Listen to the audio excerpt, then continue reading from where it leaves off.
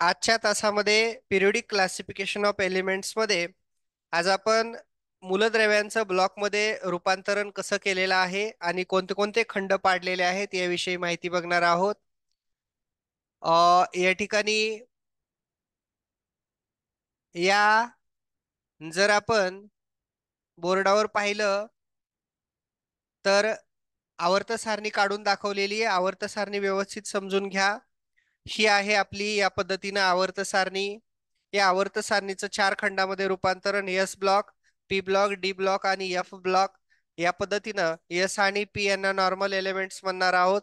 D मध्ये आपण D खंडातील मूलद्रव्यांना ट्रान्झिशन एलिमेंट्स आणि एफ खंडातील मूलद्रव्यांना इनर ट्रान्झिशन एलिमेंट ज्यांची की या ठिकाणी पूर्ण माहिती दिलेली आहे.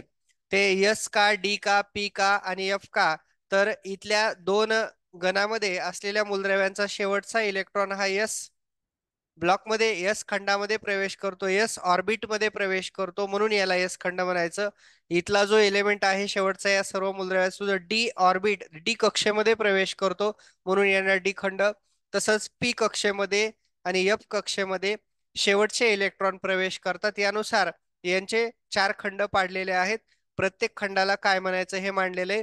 S block, D block, P block, F block. S आणि पी ला आपण नॉर्मल एलिमेंट, डी ला आपण ट्रान्झिशन एलिमेंट, एफ ला आपण इनर ट्रान्झिशन एलिमेंट असं या ठिकाणी म्हणणार आहोत. नेक्स्ट पुढे वळूयात. याच्यामध्येच आपण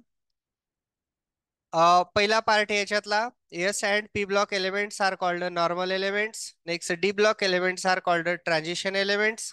संक्रमण मूलद्रव्ये ही आकृती तुम्ही वहीवर व्यवस्थित काढून घ्यायची आहे. S block, D block, P block आणि एफ ब्लॉक. नेक्स्ट पुढचा पार्ट ग्रुप 18, 18वा जो शेवटचा खंड आहे आपल्याकडे त्याला इनर्ट गॅसेस म्हणायचं, राजवायू. आणि तुम्हाला ती हिरण्यकशपू नावाच्या राक्षसाची सांगितलेली गोष्ट आहे. तिच्यावरनं या मूलद्रव्यावरती कशाचाच मारा होत नाही, कशाचीच क्रिया होत नाही, म्हणून यांना इनर ट्रान्झिशन एलिमेंट असं म्हणतात.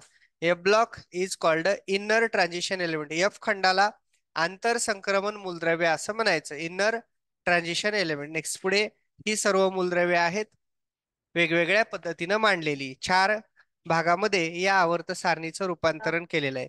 Merits of modern periodic table मध्ये आपण पाहणार आहोत की ज्या मेंडेलिव्हनं चुका केल्या होत्या त्या चुका कशा दुरुस्त केल्या. पहिली चूक, आयसोटोप मेंडेलिव्हनं वेगवेगळ्या ठिकाणी ठेवले होते. ते सर्व आयसोटोप हेनरी मोसले यांनी आधुनिक आवर्त सारणीमध्ये सर्वच्या सर्वच आयसोटोपला एकाच ठिकाणी ठेवण्याचा प्रयत्न केलेला आहे. आयसोटोप म्हणजे काय?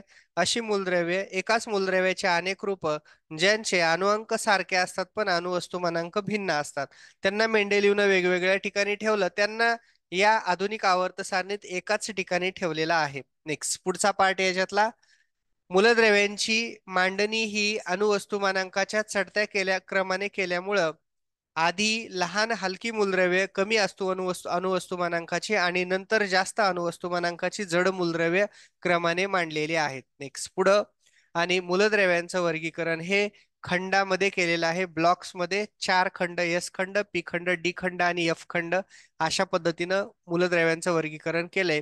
इथून पुढे पिरियोडिक प्रॉपर्टीज ऑफ एलिमेंट्स असा या ठिकाणी पॉइंट आहे.